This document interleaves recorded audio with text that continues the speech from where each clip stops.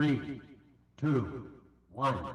This broadcast, telecast, podcast, and whatever the hell else it is copyrighted by the Rad Network and the Rob and Steve Sports Show, all found at theradnetwork.com, and is for the private use of our audience. Any reproduction, account, or descriptions of this madness without the express permission of the Rad Network and Williams Broadcasting and Rob's Really Mean Lawyers is prohibited. So just don't do it. It's the Rob and Steve Sports Show. Iguodala to Curry, back to Iguodala, up for the layup. Oh, blocked by James. LeBron James with the rejection. Oh, great block. James out of nowhere. Huge defensive play by the four-time MVP. Welcome to 2 hours of sports and nothing but sports. This is for sole possession of the lead. Maybe. Yes, sir! Email the show, ras@theradnetwork.com. Play clock at 5. Pass is intercepted at the goal line by Malcolm Butler. Unreal. And I'm sorry, but I can't believe the call. Me neither. I cannot believe the call. And now, the Rad Network presents the Rob and Steve Sports Show. Literal breaking news. If you're listening live at 11 o'clock on Tuesday morning, yeah, sure. July 28th, just made official. Moments ago, the Philadelphia Eagles are signing two-time Pro Bowl selection Jalen Carter to a 4-year, $152 million extension. $106 million is guaranteed, and that makes Carter the highest-paid defensive tackle in NFL history. Good move, Steve? Yeah, I think he was a big part of that defense. I still remember draft day and watching him slide down the draft board going, how is nobody taking him? You know, quality player here. And the Eagles needed to do it. You know, his season last year, he was dominant 2 years ago. Last year, he wasn't quite as dominant, but he had some shoulder issues. And young, talented defensive lineman, you have to lock that up. A lot of baseball, a lot of basketball to talk about. A couple of other notes from the NFL. Speaking of draft day sliding, that takes us back a couple decades.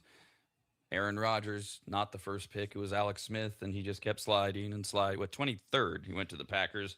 Thank God this morning he was asked. And Aaron Rodgers has said, if you are in the camp of I believe what Aaron Rodgers says out loud, there is zero debate about this being his final season. All right, let's hope. Does that mean we're up for the farewell tour crap? He seems so not likable to so many people. I don't think there's a lot of people that want to wave goodbye to him, but I have a personal bias there.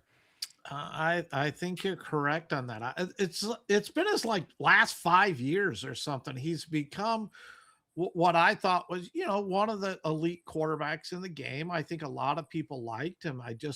He became very strange over his last 5 years. Until he walks away and officially, you know, files those papers for retirement. I'm just not sure he's fully gone. He feels like he just really wore out his welcome. But I'm with you. Until it's over, it's over.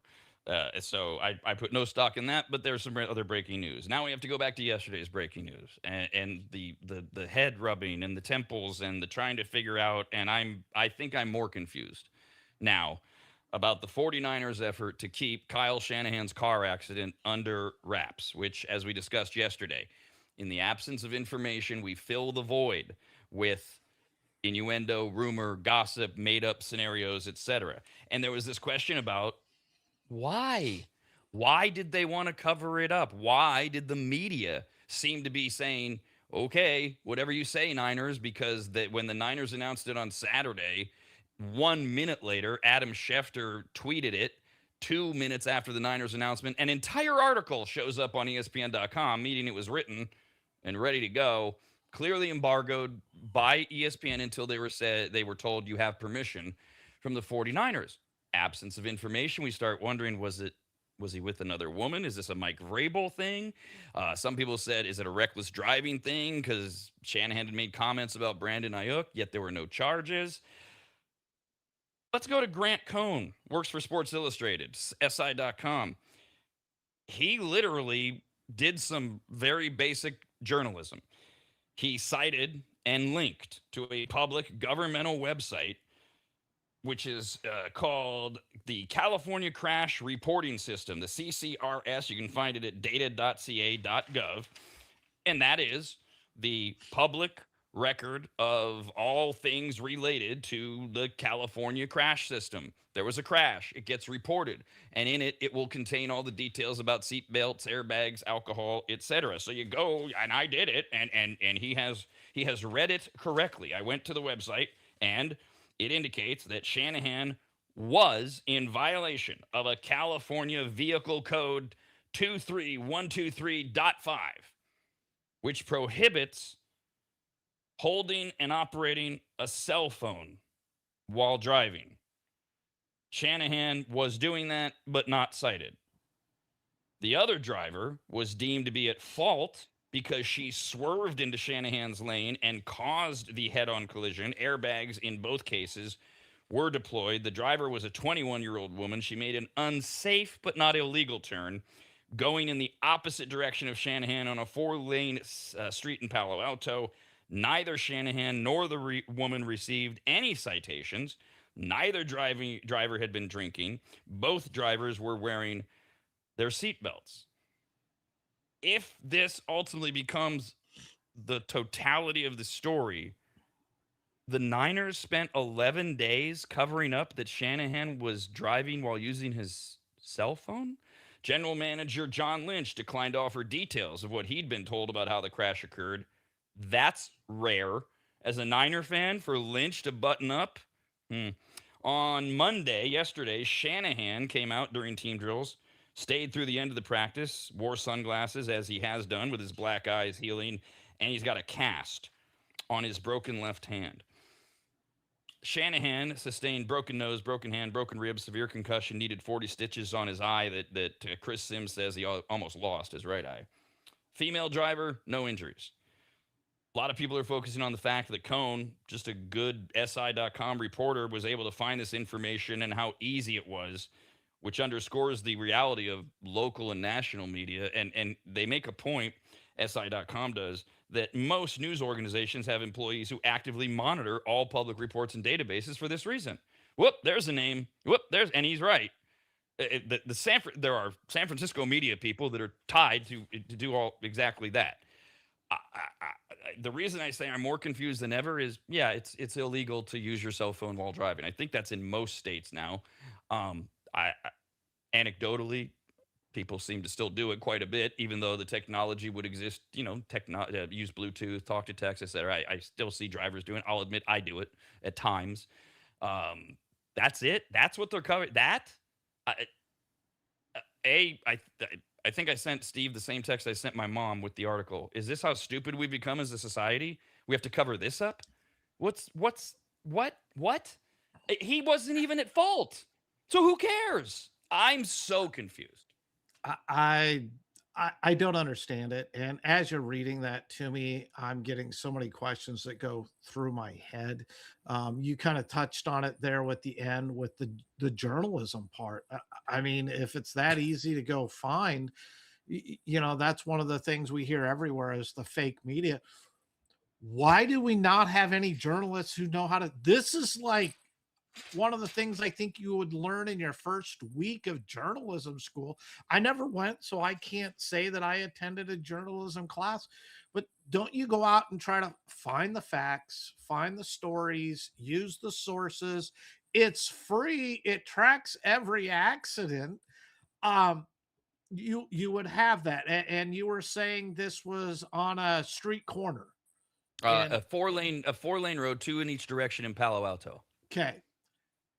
In today's day and age where everyone has a camera, how were there no pictures taken from anybody, anywhere? And it's not at 3 a.m. I mean, 6 at night. 6 at night. 6 at night, any street corner in a city. How do you not have 4 lanes? Another car that stops because they were a witness and they're supposed to stop because they witnessed an accident, and pull out your phone and take a picture of it. How is there none of that? Then we get into, okay, he was talking on his cell phone. Shouldn't he at least get the $25 ticket or a $50 ticket or whatever it is, just to you and I get caught and the police pulls us over for talking on our cell phone? And I'm not saying throw him in jail. I'm just saying, shouldn't he be cited for being on a cell phone, which is against the law? And if she made an unnecessary, unsafe, not illegal turn into the road, shouldn't she be cited with careless driving or something if she tried to make a U-turn or a left turn into oncoming traffic? Shouldn't she get cited for something? I just, there's so many questions. As how is he's not at fault? Great. She's not at fault. Well, somebody has to be at fault for an accident to happen one way or another, whether or not she intentionally did it. Oh, I was making a left turn and I didn't see him. I just, this raises so many more questions. And again, she's at fault. Why wouldn't the Niners release something immediately? Why would they bury it for 11?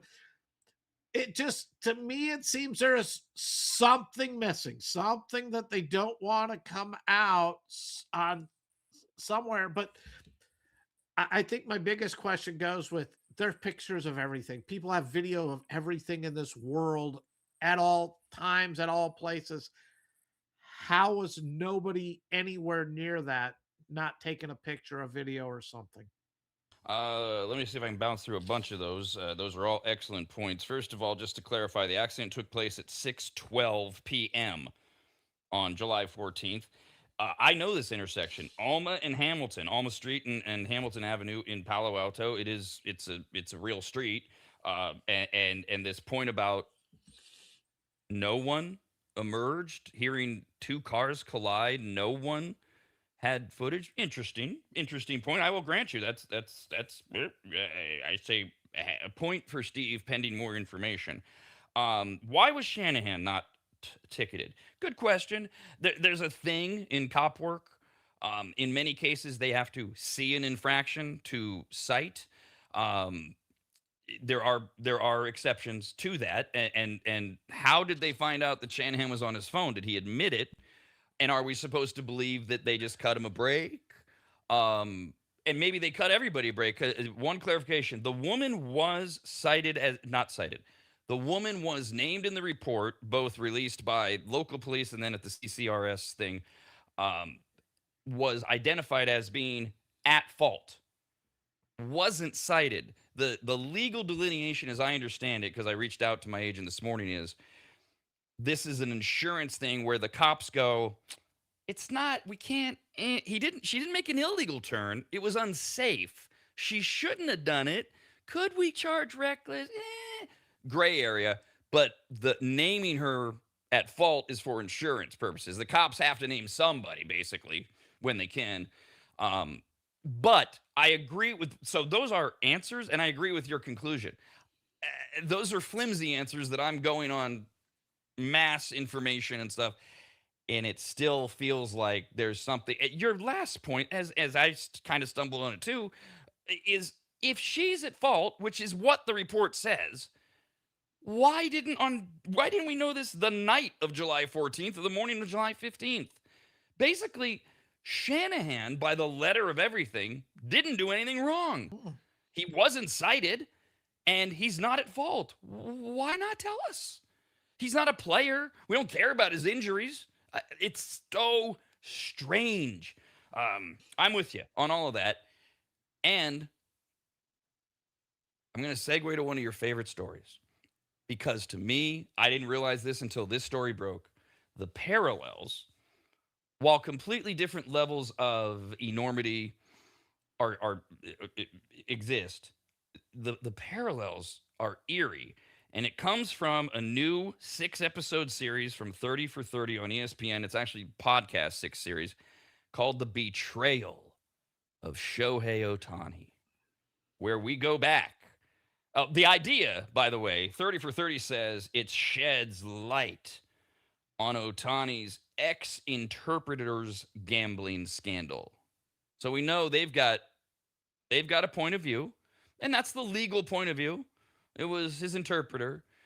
There's a few of us that have never really felt like the story jive. And I must admit, Steve, much more on top of this from the get go. The story is about Ipe Muzahara, the interpreter who said he and Shohei were like brothers, and who told ESPN investigative reporter Tisha Thompson in a 90-minute interview that Otani helped him, the interpreter, pay off debts to an illegal bookmaker.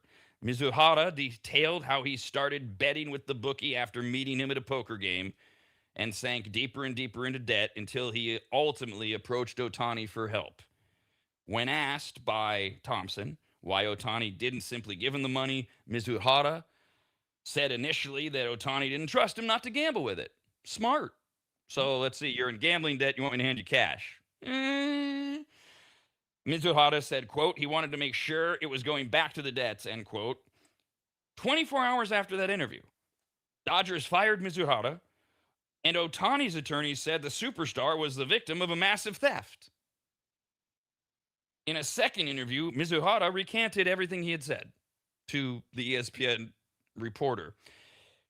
Pause. You could, if you're cynical, you watch too much crime drama stuff on TV, you're a realist, you know how the world works. You could at this point go, huh. So he gives an interview and he says all this. And then the very next day, Otani's lawyers said it's the exact, no, he stole it. And at some point, did somebody from Otani's team go to Mizuhara that night and say, here's how this is going to go down. Here's what you're going to say. Here's what we're going to do for you. There's no proof of that other than common sense. I mean, other than my crazy mind. Months after all of this, Mizuhara pleaded guilty to federal charges of bank fraud and filing a false tax return, admitted stealing $17 million from Otani. Totally different story than his initial interview. Now he's saying he stole it. And he's in prison for 57 months. U.S. Attorney Jeff Mitchell took aim right at you and I and other people, idiots like us, Steve. Quote, no matter how many times the government stands up and tells the world that Mr. Otani is a victim and there is no evidence he was ever involved in gambling, people still refuse to believe it, end quote. I don't know who else he's referring to. I'm sure social media is filled with this stuff. I don't see it getting reported with skepticism anywhere other than here. You, from the beginning, were on this, and you seem to get more and more frustrated every time we bring it up because it's almost like it's ruminating in your head like this isn't right for a guy that spent 40 years in the sports gaming industry. Yes. And I think over the years, I've come back to really one conclusion, and it goes into the bank controls. You know, we have the Bank Secrecy Act when it has to deal with amounts of money on anything, and you know, I don't want to get that specific, but we're allowed to spend X amount of dollars up to this limit. After that, it requires paperwork.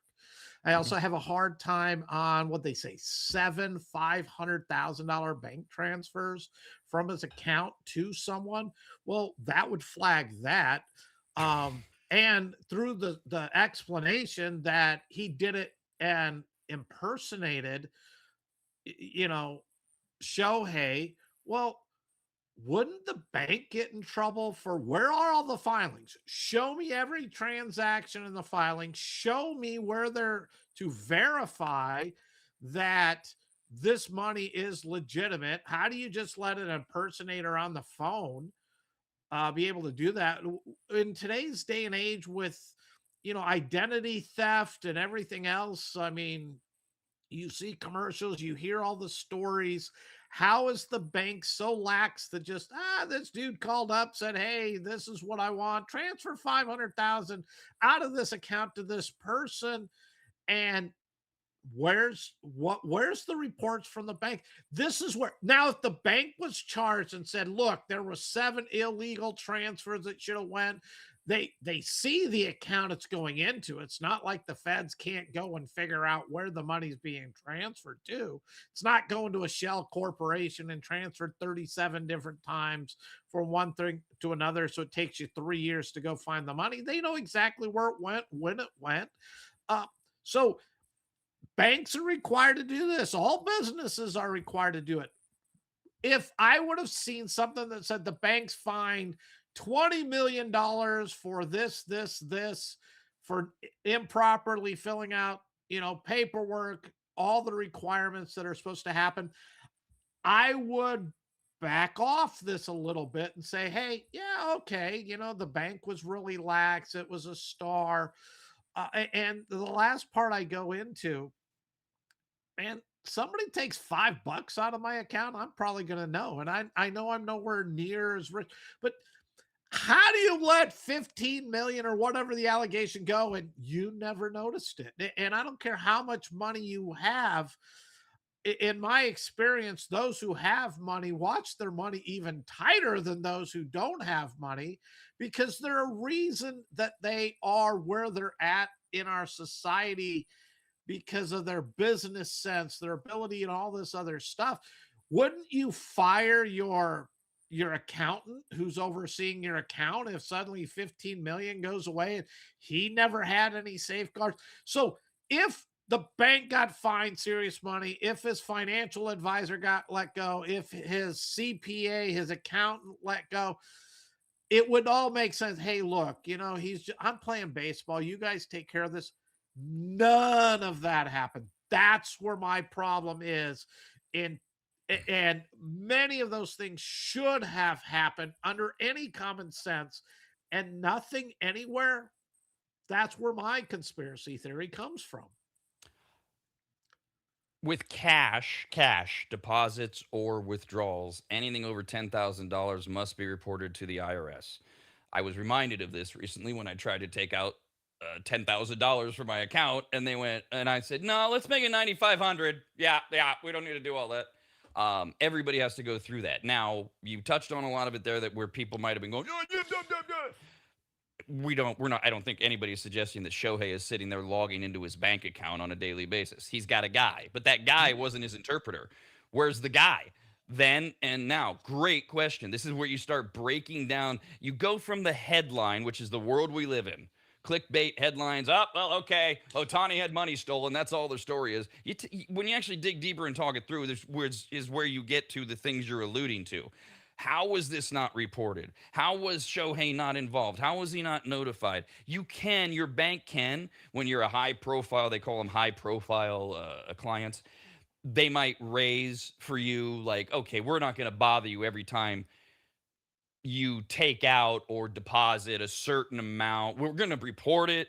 We'll let your guy know. But there's a point at which you're gonna be you or your guy is gonna be contacted. There's a number, and it's got to be less than 500 grand or whatever the hell none of this makes any sense. It does not add up, which brings me back to the question I asked you when you started on this conspiracy theory, and I immediately went, damn it, I think he's right. Is this nothing more than what we think it is? When I got my LASIK surgery 25 years ago, it's where they fix your eyes. They make you take a little test, right? A little test. You're supposed to watch a video, and my surgeon, he handed me the test. He goes, "Look, just think of this like you're the star quarterback. You can't fail." And I've always remembered that because we grew up. You and I grew up. We were playing sports. We know what he means. You hit a certain level, they look the other way. Shohei is much bigger than that. He's maybe the biggest, most important athlete in the world. I'm thinking star quarterback treatment. I agree. I've been saying that from day one. I think has way more knowledge than what we've been led to believe. And how does the bank? Oh, this is their job. How does your account? And that's where I go to those two. Look, I'll give you. Shohei had no knowledge, but Rob, I trust you with everything, but if I suddenly found out that you did this, how am I not firing you? Right. I'm not a fan of people who jump to the conspiracy theories. I am a fan of people who talk it through and work it out, and let's go to the next level of this. I think all valid points, including, on the small ball level, exactly that. If he really was if the money was being stolen and all that, why did Shohei handle it the way he did? The other thing too is, can we look at the entities involved here? Major League Baseball, $9 billion organization. Federal government. The government of Japan. You think Shohei Ohtani doesn't rise to that level? You ain't paying attention. He does. I'm not saying the president of the United States was personally involved, whoever was president when all this was going down. I don't remember. I'm saying this stuff doesn't just happen down on the local level between the LA bank and the local FBI. This guy is worth hundreds of billions of dollars to the people that are connected to him. You add up Major League Baseball, all of the marketing, all of the Japan money. It is extraordinary. This one guy is producing so many jobs, cars, homes, work, revenue for so many people. You think he doesn't have people who will rally around him? You're nuts. You're naive beyond belief. I'm not saying that makes our case. I'm saying you got to throw it in there and go back to this U.S. attorney and go, yeah, I do have some follow-up questions, sir. And can we go back to this segment we just did? Would you mind answering all of these questions? Because I still have them. This does nothing to change my mind. And in defense of that, baseball is where it's at today, I believe, in a big part because of Shohei Ohtani and his pitching and his hitting. We keep talking about him being the greatest baseball player of all time. And yeah, this isn't at a lower level. This goes as high up the chain as it goes. And no, they're not going to answer those questions. They're going to brush it under the rug like they did and hope that people like me don't continue to bring those questions up. And you know, I'm with you on the conspiracy theories. I mean, yeah, I have some out there with various things, but it goes to facts. And I'll give you an example because we've all heard, and this is my world, we've all heard on the earth is flat. Right. Okay. You know, I know right where you're going. And the question I ask that person every time, well, if the earth is flat, why is it every single thing I see in the sky is round? Why would the earth be flat if the whole universe, everything I can visually see is round? Why would you have one piece of paper when everything else is a pebble? And no one's ever been able to answer that because to me, it doesn't make sense. It's got to be in the same shape if it's everything. And that is what we call the eyeball test. Mm. And this story doesn't pass the eyeball test. No. We'll take a break and be right back. Rob and Steve continue next, only on the radnetwork.com.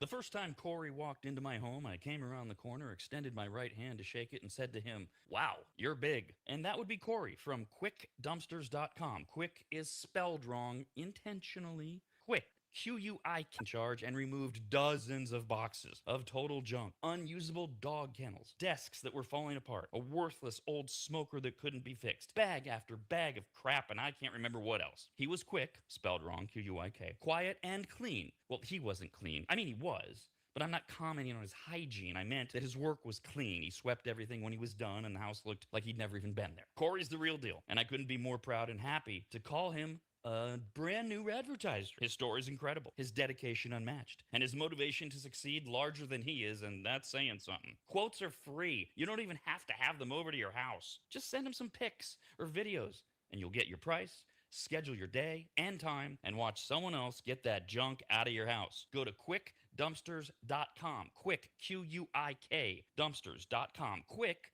QUIK, Dumpsters.com.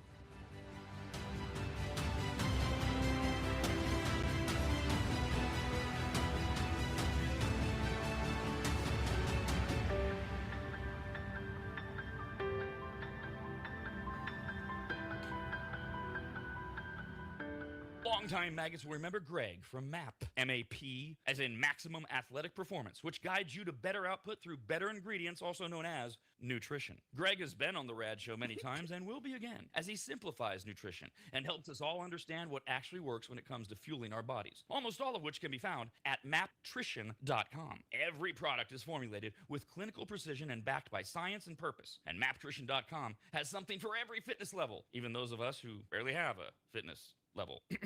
With nearly 20 years as a nutritionist and a specialization in sports nutrition, Greg works with athletes and everyday individuals to optimize performance, energy, and overall health through smarter fueling strategies, all of which starts at maptrition.com. At the very least, we should all be taking daily multivitamins, and Greg has his formulated for exactly what a man or woman's body needs. Protein is in, but maybe instead of getting yours from mac and cheese with extra protein, you get it from maptrition.com. And of course, all things workout, training, and exercise are available as well. From pre-workout to creatine and other muscle builders to recovery supplements and more, all at maptrition.com. From morning breakfast essentials to post-workout recovery and everything in between, maptrition.com's full range of supplements, proteins, and wellness products are built to power your journey from start to finish. Check out all the products and find what's right for you and order it shipped to you all at maptrition.com. That's maptrition.com.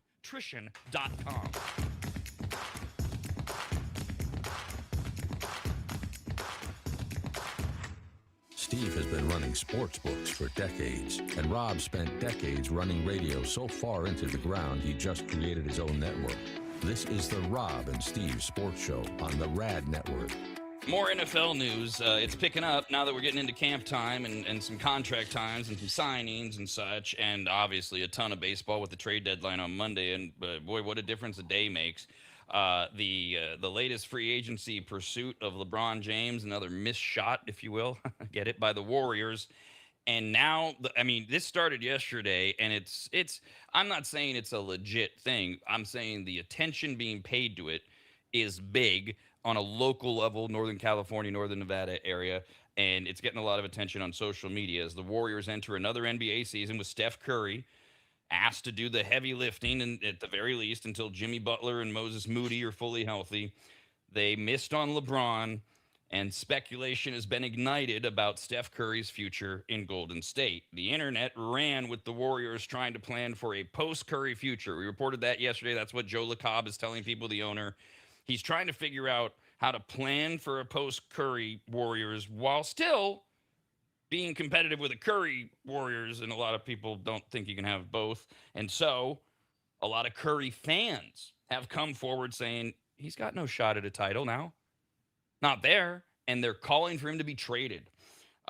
Many people saying they want to see the two-time MVP have a real shot at winning and are demanding on social media, such as it is, that the Warriors trade him. But there's also names. Bill Simmons, who, I can go either way on this guy, but he asked on his podcast why the Warriors are so desperate to just waste the end of the Steph era. And then he floated something that I can't believe you're going to like as an idea, Steve. He suggested that the San Antonio Spurs offered De'Aaron Fox and several picks for Curry in a hypothetical. No, thanks. Not if I'm Golden State. Not after what I saw in the finals a couple months ago. But that was floated by Simmons, meaning it's just a made-up media idea. But I don't like that one. Do you like that one? No, why would anyone take on that? De'Aaron Fox, one of the worst contracts in the NBA. No one, you would have to say, I'm going to keep Steph and I'll take De'Aaron Fox and 2 number 1 draft picks to get them off your roster. And I'm not giving you anything. And it's questionable whether, well, they would be able to move him to one of those teams that has the cap space that's rebuilding. But the De'Aaron Fox is worthless right now with that contract. Then you got a lot of people who are posting clips and videos of Curry being buddy-buddy with Giannis and saying, is there a way he can wind up with the Heat maybe after if he doesn't sign a contract extension? There are various Celtics fans who are already hoping to see Curry teed up with Jason Tatum. It's just you light the fire with the kindling, it turns into a wildfire.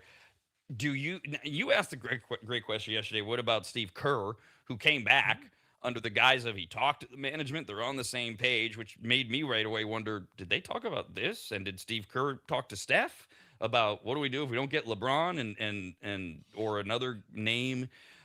But what do you think of this side? Do you think, Steve, there's a legit chance Steph Curry doesn't finish his career at Golden State? I think if management's doing what's best for the franchise and not necessarily the fan base, then shoot, I would have traded him 3 years ago. I think I'm Right. on record as saying that it was time to break it down. And I know they're chasing that window and trying to win a championship before it closed. I think it closed 3 years ago. So I would move him on in the best interest of the franchise. But man, it's tough. You're talking one of the greatest players to ever play the game. I, as a fan, want to see Steph Curry retire as a Warrior. I don't want to go see him play with the Heat. And the Heat, they have nothing to offer. They traded anything that they had away to the Bucks for Giannis. So there's nothing else there. What are the Warriors really going to get for him?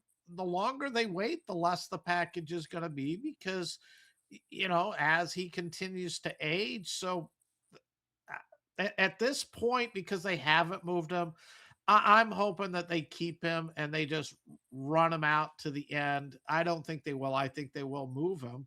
But I think by the time they do, I've already said it, it's already too late. So what's the point? Meanwhile, I got a text from Steve shortly after our show yesterday with something similar to a WTF kind of reaction. The 76ers have made it clear they have a very unorthodox plan for LeBron James. They're going to have him play point guard. Now, obviously, LeBron, 41, he's been very versatile and he bounces around, but he's more commonly the point forward. I don't know how much we start talking past the casual basketball fan here and what the difference is between your point guard and your forward and your position one and your three and your four. I was trying to think, how do we, a little synopsis that I thought made sense as a way to quickly, for those going, wait, well, what's the big deal? So the point guard acts as the floor general, the quarterback, if you will, and he brings the ball up the court. Your forwards, they're the ones grabbing rebounds, defending bigger players, scoring close to or away from the basket. They're taller, stronger, more physical. People, again, maybe basketball fans, but not deep, are like, well, he's LeBron. He can do anything. He's big. He can do this. But why, Steve, and I saw a lot of other people have the same reaction as you. Huh? Why the reaction to the idea of LeBron playing point guard? The more I think about this, yours text was pretty much the reaction as soon as I saw it. Go, what the? I've had some time to sit and think about it. I am leaning towards this was one of the reasons that he chose to go to the Sixers because he can be the floor general. Every possession's going to go through him. The ball's going to set up with him, and he's the one who's going to distribute it. Once the ball leaves his hands, he can't complain if he doesn't get it back. So that takes that, who's going to have the ball? If he wants it, he wants a shot, he's going to take it. I still think we have no clue how this is going to go. And Maxey is the point guard. He's the field general on that court right now, but he had to take the back seat and he was the off guard when they had James Harden. So he can play at that position. But if LeBron is always out front and now you're asking Edgecombe or, you're running basically the 3-guard offense, which works in the NBA, but LeBron's out of position if you want him anywhere down inside for rebounds or anything like that. I just, there's so many questions that still haven't, but it made sense for him going to the Sixers if you take that conversation ahead of time and say, look, this was a question. The Sixers said this up front. This is how we envision how you fit in this franchise and what we want to do with the offense. And to defend LeBron, I think it was in 2020 during the COVID season that LeBron ran the point for the Lakers. So it's not like he can't do it. I mean, he can do pretty much anything he wants on the court. So he has experience doing this and success because the Lakers won the championship that year. At first, it really caught me. I still honestly don't think it's going to work. I don't think LeBron is that, let's bring the ball up the court under pressure. I think he's too tall. I think there's some other things, but we have tall, guards out there. Magic Johnson was very tall and, he played point, but Magic can handle the ball a lot better than LeBron could. It'd be curious to see, is he going to average 10 assists and, 20 points and 10 rebounds and at 43 or whatever he's going to be. So I understand it a lot better now when you think and try to absorb it. I still think it's chaos though.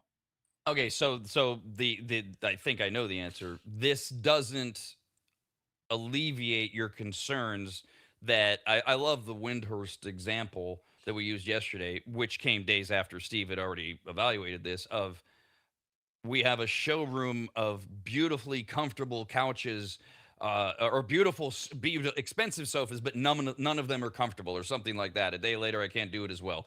But Windhurst was the first national figure I saw to say what you've been saying. And now more and more people are coming out going, like, in less than 24 hours, the bloom is off the rose with people. Can they make this work? Can they make with all these people that want the ball? Like you say, they got to play with 4 basketballs. So your answer is no, this doesn't solve that, correct?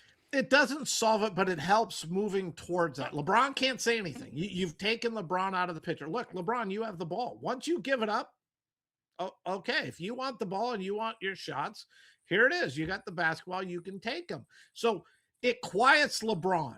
It makes him a focal point of the offense to start with. He gives the ball up. Whatever happens from that point on, LeBron, you can't complain. Now, is he going to be a ball hog and just say, look, I'm still going to put up 27 shots a game and I'm going to not let anybody else? And then there will really be issues with that team if Jaylen Brown's not getting any touches or Joel Embiid's not. Edgecombe, sorry, you're the 5th out of this, wheel with the spokes. You're not going to get your touches and just deal with it and your time will come. But Maxey, who's now elevated his game to where he is one of the best players in the NBA, he's the one I worry along with Jaylen Brown. Joel Embiid, I think he's kind of run himself out of Philadelphia anyway. He just needs to put in his time, contribute, but you're not going to be dominate with as many shots as you had in the past. So I think it's Joel and Maxey that I would sit there and I'm sorry, Jaylen Brown and Maxey are the two that if LeBron is still LeBron and wants all those shots, those are the two that are really going to be not happy with how this offense flows. Tons of baseball with the trade deadline coming up Monday. And this with the trade deadline Monday, we're in that mini vortex of almost every game matters as it relates to Monday. Who moves what, who moves where, who doesn't, etc. And injuries as well. Good and bad reports, starting with Mets slugger Juan Soto placed on the DL for 10 days on Saturday again because of a left calf strain. Not that the Mets matter. Trust me, there's a point to all of this. The Braves activated outfielder Ronald Acuna Jr. yesterday. 5-time All-Star, hitting .251, 7 homers, 22 RBIs, 15 steals. Had 2 hamstring injuries this season already, and Atlanta has struggled without him in the lineup. And then they went out yesterday and really struggled against those Mets. Francisco Lindor homered twice, tripled off the top of the fence, drove in 6 runs as the Mets pummeled the Braves 14-3. Lindor, Marcus Semien, Tyrone Taylor, Bo Bichette, and rookie A.J. Ewing each had 3 hits as the Mets, without Juan Soto, scored double-digit runs for the 10th time this season. Atlanta starter Martin Perez, 3 runs, 8 hits, 5 innings. And the Mets, as it relates to Monday, according to Ken Rosenthal, are clear sellers. He says he believes the Mets will make 6 trades.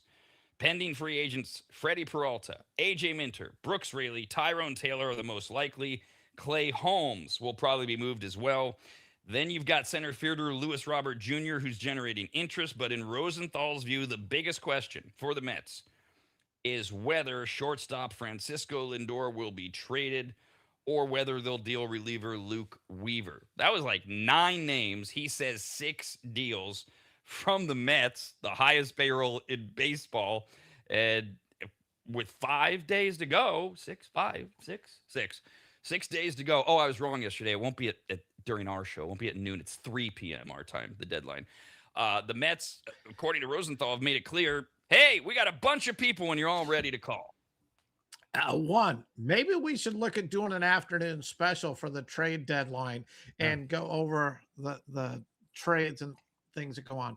I think Freddie Peralta is going to be moved. I think Luke Weaver is going to be moved. Those are the top two I think that sit there. Lewis Robert, all the talent with the White Sox. He's been hurt again this year. Started off the season great. I don't see, if you're looking for that backup outfielder, but he's not an impact bat, I don't think.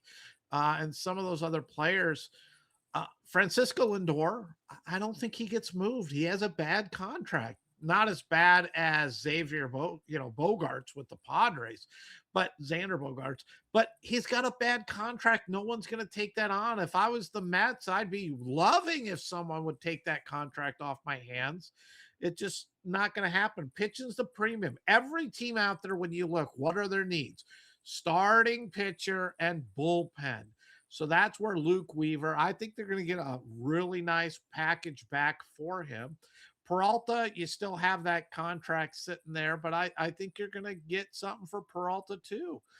Every team, what outside of the Yankees, and the Yankees, I think will still look at bullpen. The Yankees have pitching depth and they need some hitting. Now, Bellinger just went on the 10-day IL with a hamstring injury. They need the hitting. We've already known this with Judge being out.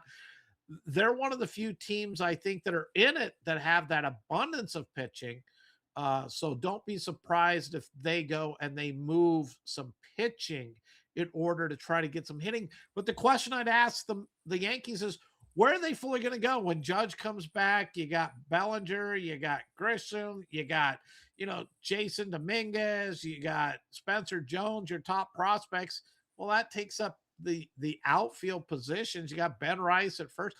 The Yankees to me are interesting because if I'm going to move a starting pitcher, what position player am I really going to get back that's going to be an everyday impact bat that I can leave in the lineup? It isn't just a plug a gap until the guy comes back and then he goes to the bench.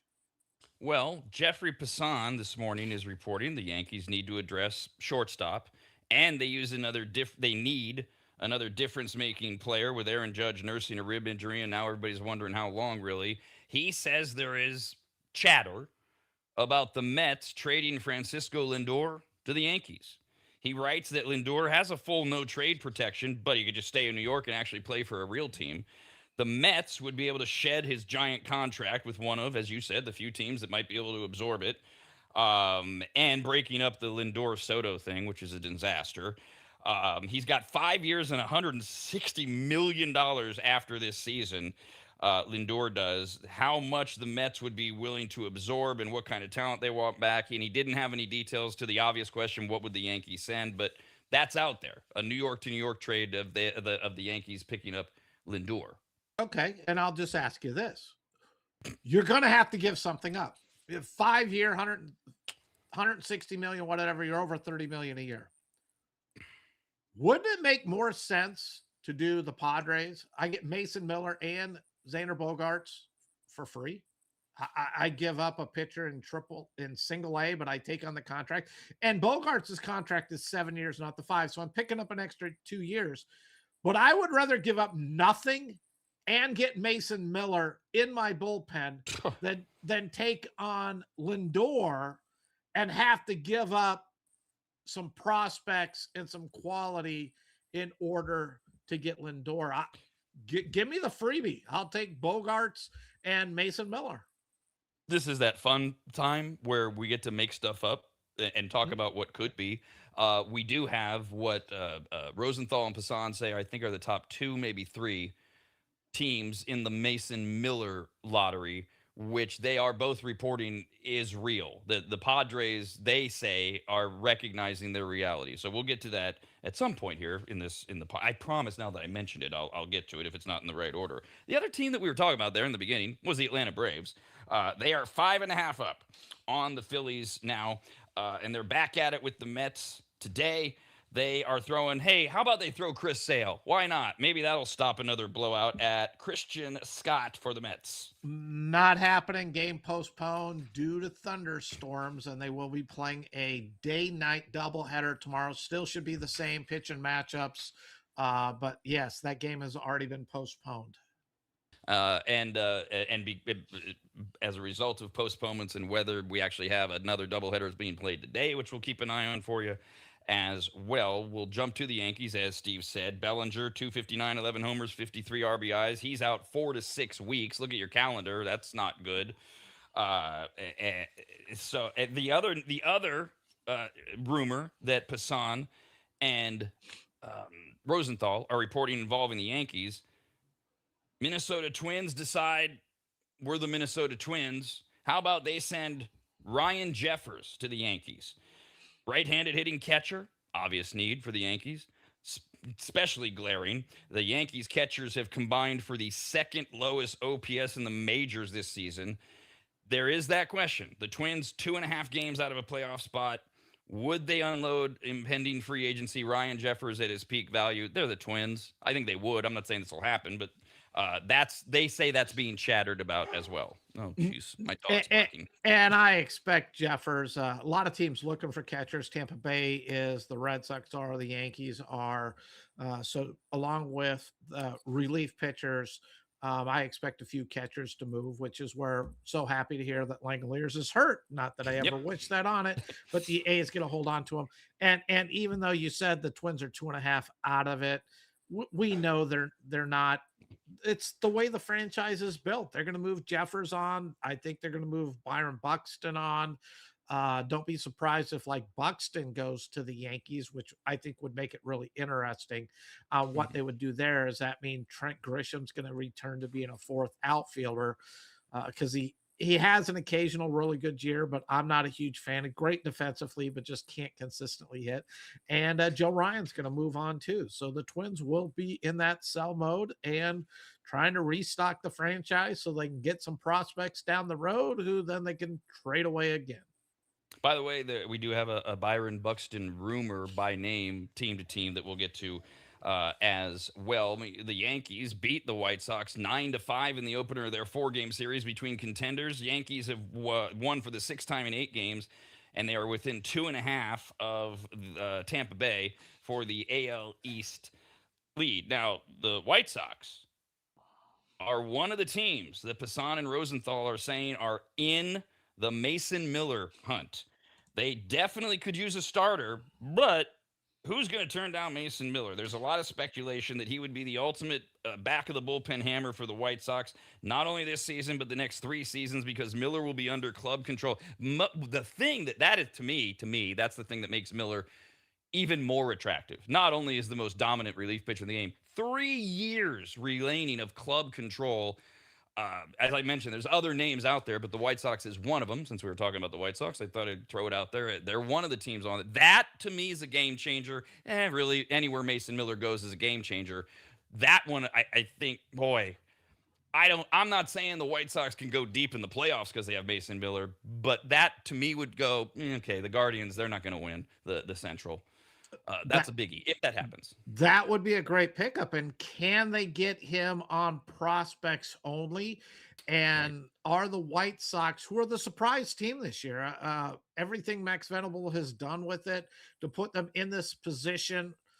They had a great haul for Garrett Crochet from the Red Sox.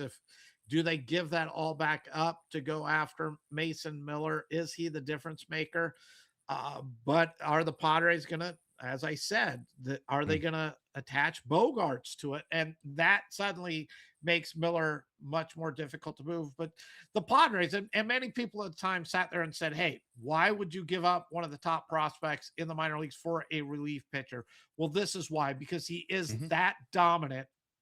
He is under team control.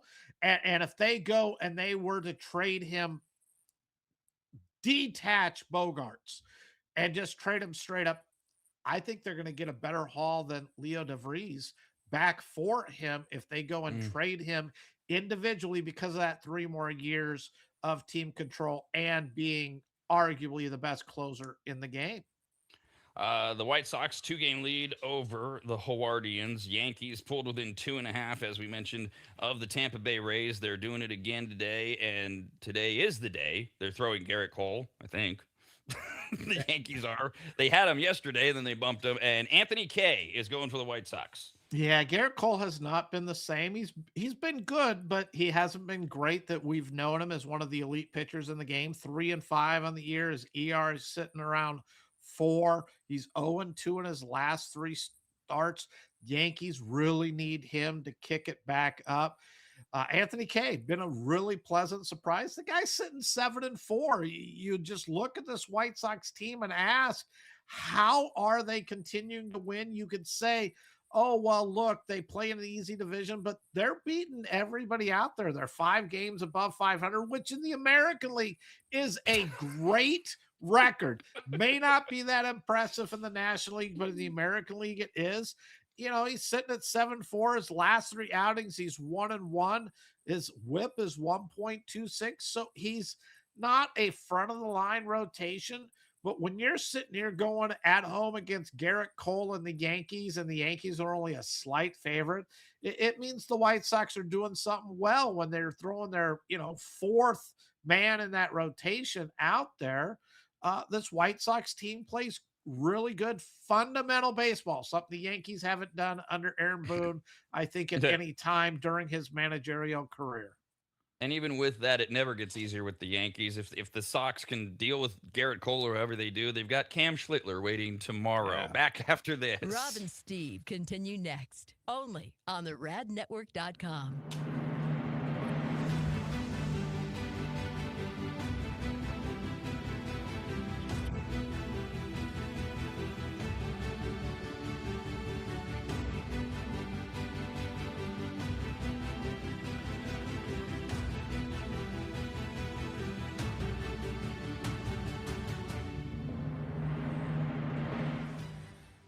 The first time Corey walked into my home, I came around the corner, extended my right hand to shake it, and said to him, "Wow, you're big." And that would be Corey from QuickDumpsters.com. Quick is spelled wrong intentionally. Quick, Q-U-I-K Dumpsters.com. That's QuickDumpsters.com. Corey's yet another maggot launching his own locally owned and operated business, and boy, did I need him, and really we all do. Things pile up, you get frustrated, you keep saying, we need to make a dump run. Pretty soon it's more than a dump run, and now you need to rent a truck or have one of those ugly upside-down box cars parked in front of your house that you fill up yourself. Or you do like I did, you call Corey at QuickDumpsters.com. In my case, my house had fallen into complete disarray as my late wife Christina had lost her 2-year battle with congestive heart failure, and amongst the many things left were gathering her things and finding what to donate, what had to just go in that pile of stuff where we were both going, why did we ever buy this? And it all could have been so overwhelming had Corey not just walked in, taken charge, and removed dozens of boxes of total junk, unusable dog kennels, desks that were falling apart, a worthless old smoker that couldn't be fixed, bag after bag of crap, and I can't remember what else. He was quick, spelled wrong, Q-U-I-K, quiet and clean. Well, he wasn't clean. I mean, he was. But I'm not commenting on his hygiene. I meant that his work was clean. He swept everything when he was done, and the house looked like he'd never even been there. Corey's the real deal, and I couldn't be more proud and happy to call him a brand new advertiser. His story's incredible, his dedication unmatched, and his motivation to succeed larger than he is, and that's saying something. Quotes are free. You don't even have to have them over to your house. Just send him some pics or videos, and you'll get your price, schedule your day and time, and watch someone else get that junk out of your house. Go to QuickDumpsters.com. Quick, Q-U-I-K, Dumpsters.com. Quick, Q-U-I-K, Dumpsters.com.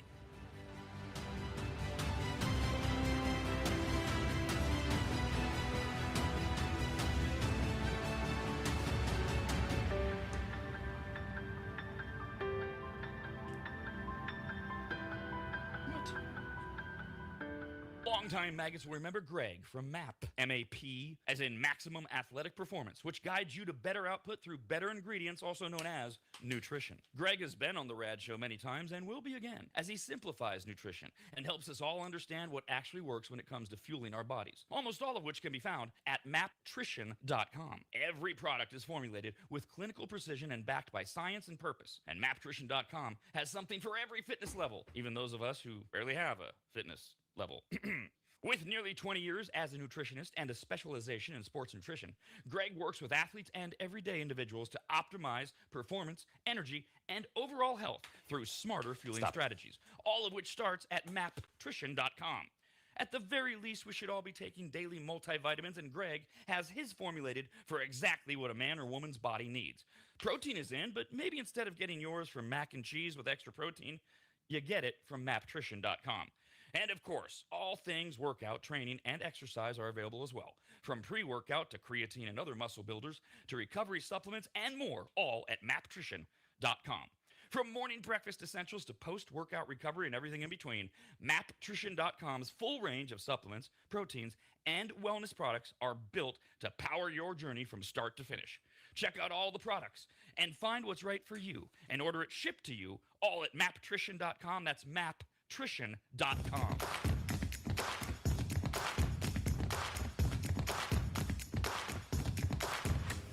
Just like you, they dreamt of hitting the game-winning homer to win the World Series. And just like you, well, you know. Once again, here's Rob and Steve on the Rad Network. We mentioned there is a doubleheader today thanks to the weather. The Hawardians are up 4-2 over the Reds in the bottom of the fourth right now. We're going to jump to the NFL and tell you that Tampa Bay Buccaneers quarterback Baker Mayfield is reporting to training camp. No deal. Mayfield and his agent have not made progress with the Bucs on a new contract, and a deal is not expected by the start of the Bucs' first practice on the 29th. There is time to sort through it, but not a lot of optimism. He's got a year on his contract. Sources say that he would like a deal that reflects what he believes is his performance and more in line with quarterbacks of a similar caliber. He's currently 16th, right in the middle, of NFL quarterbacks in terms of average pay at $33.33 million a year. He said, you'll remember about 5 weeks ago in June, he and his agent would cease negotiations on a new deal once training camp arrived. That seems like a couple days away, or maybe tomorrow. And he noticed at the time that they were nowhere close on a new deal. If they stick with that, then I guess he starts the season with no deal. And good for him, even though I don't put a whole lot of weight into these kind of comments. The Buccaneers come to a contract that he likes and offers it up. Believe me, his agent is listening to it. He will take it to Baker Mayfield and say, hey, look, they're now offering a 4-year, $220 million contract with $200 million guaranteed. I'm pretty sure that Baker will listen to that. The other part on Baker, though, look, he's betting on himself. Good for him. Let's see what he can do. I love I disliked him in Cleveland, but I love him in Tampa Bay. I think he fits with the system. He's hard-nosed. He does whatever he wants. We've now come to learn in the last week and a half, which I'm sure it's Baker's camp that put it out, that he injured himself, like week 3 and week 5. So he played the season, battling these injuries throughout, which is why his numbers appeared to be a little bit down from what they normally are. And if there's some truth to that, hey, Baker, play it out. Go have a monster season. Make yourself invaluable to this franchise and make even more money at the end of the year when they try to keep you in it. But keep in mind that if you get hurt and if you don't perform to that level, then Tampa Bay is in a great spot to go pick up one of those quarterbacks next year, and we'll see where you land up. And normally teams looking for quarterbacks at the end of the season in the offseason are not playoff contenders. So you know what it was like in Cleveland. Is that really? Do you want to go to Arizona? Do you want to go back to Cleveland? Where exactly are you going to play yourself into?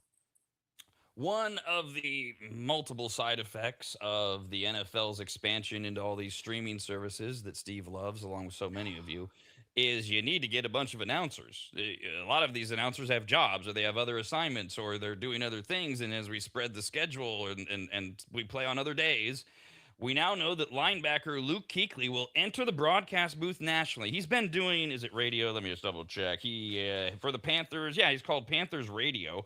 So he has some experience. Hall of Famer, 35 years old, and he will be Netflix's #1 game analyst this year. He'll be the Tom Brady, the Tony Romo. Well, there's a couple of names that are not very popular right now. The Troy Aikman of Netflix. He'll debut on that Niners Rams game from Australia.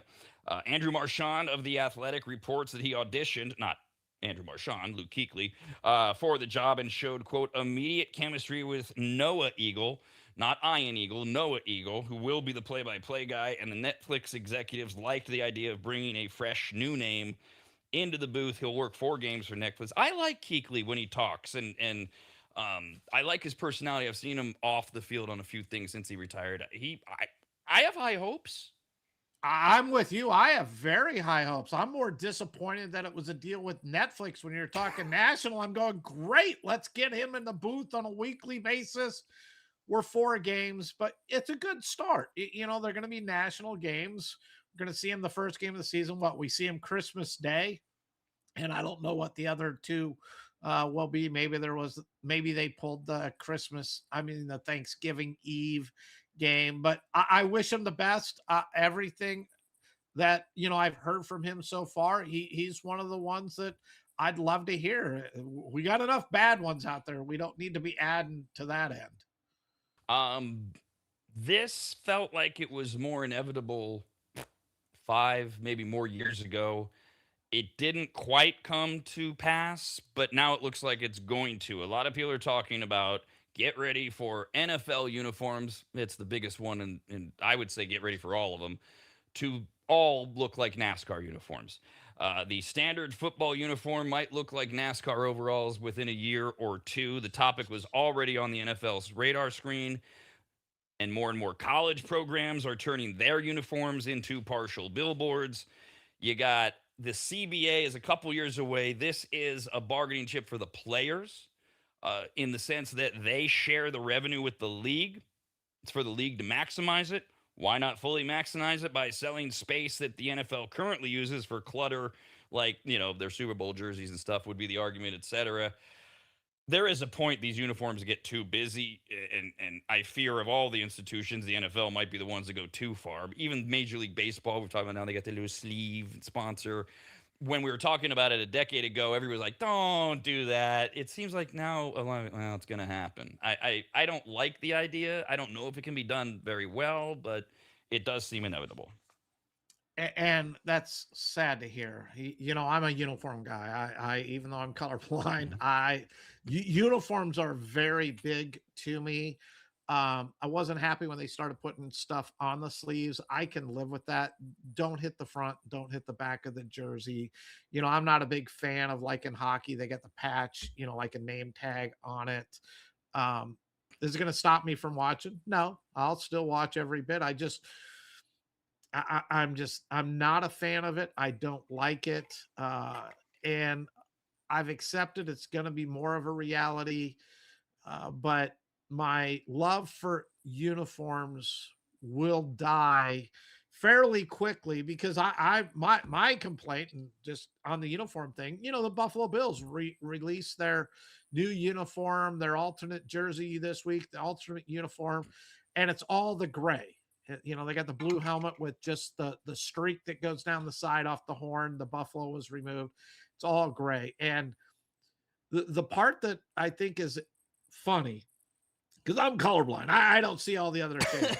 But when a colorblind person looks at those uniforms and sees all gray and says, these are really blah because there's really no real color in them, what do people who see colors think? Because if it's blah to me, it's got to be blah to others. And I go back to, God, I'm trying to think what it was. I was watching a show like in the last couple of weeks that turned out to be in black and white, and I'm watching it, and my daughter or someone's like, Dad, why are you watching an old? I'm like, oh, didn't even realize it wasn't even in color. So if I say there's no color, what do real people who see these uniforms look at them and say? They're putrid would be too much because they don't have that much character. And the interesting, obvious, okay, so they're the Bills. So what they do is they border the number with red, and Bills, or the player's name, is in blue. And then, as you said, there's this dirty drab gray. And when you look at it, what I see is I'm like, is that supposed to be a patriotic shirt that got run through the wrong load of wash? It doesn't work. I don't like it. Um, it's yeah. Uh, And I'll hit on baseball because I think you and I have discussed this. All the road teams wear gray. Well, in my world, all the road teams would wear gray, but they'd wear their colored batting practice jersey. So, like the Cubs would wear the blue jersey with the Cubs patch on it, and that would liven it up versus just the all plain gray. And at home, you wear the white. And really, if you wanted to wear the white pants with the color, because hey, we're gonna pick whatever uniform we want to wear, I'm good with it. We watch USC play UCLA every year. It's one of my favorite football games. Not because either of the teams are any good, but because I get to see the UCLA in that blue playing the USC in that red or maroon or whatever color it is, and I get to see that, and I love that part, and I love that game solely because of that. so to the inevitability factor of the NFL and others turning their uniforms into walking billboards, Ohio State is entering a new corporate partnership with JP Morgan Chase that includes jersey patches for all 36 of the Buckeyes teams. They will yield $17 million per year for the Ohio State athletic program, which is the biggest non apparel corporate deal in college sports. Now, if you're going, well, but it's on the jersey, that's apparel, right? They mean like with Nike or Adidas or those kind of things. Sponsorship on the jerseys, meaning non apparel corporate deal. Biggest one ever. The yearly income generated by the jersey patches is expected to be the industry leader and is already bigger than most NBA jersey patch deals. Well, that makes sense. College football gets more viewers. I realize, and Ohio State is not absent from that viewership. But it started. It's growing. It didn't start. It's growing at the college level. And you already heard my part on the uniforms, but this is the other part of it. And the bigger part is it's business. They want money. They got to find additional ways to generate revenue. This is what college is doing, pros are doing. We're going to see it everywhere. I, as a fan, would be willing to tolerate it if you gave us fans breaks in our TV packages and all the subscriptions, or the cost of the tickets to go to the games, or the food when you go to the games. I mean, $10 for a basic hot dog that costs them probably 37 cents to produce in product. It just, why are the fans never given any breaks anywhere? And I'll answer it because we pay it. As long as we're willing to pay it, why lower ticket prices if I can sell out the games at $100 a seat? Why would I ever give you $60 a seat? So I get it, but as a fan, that's the part that just frustrates me.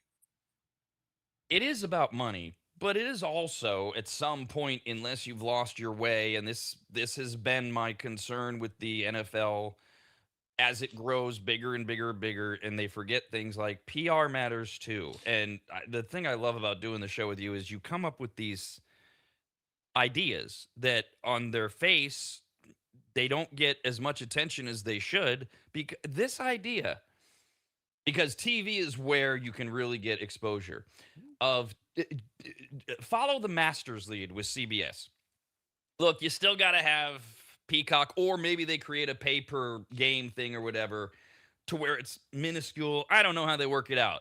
With the Masters, it's limited commercial breaks brought to you by IBM. And we get like one break an hour for 2 minutes or something like that. Why not? Welcome to Peacock, the NFL on Peacock, brought to you by JP Morgan Chase at the reduced rate of blah, blah, blah. Go open an account tomorrow.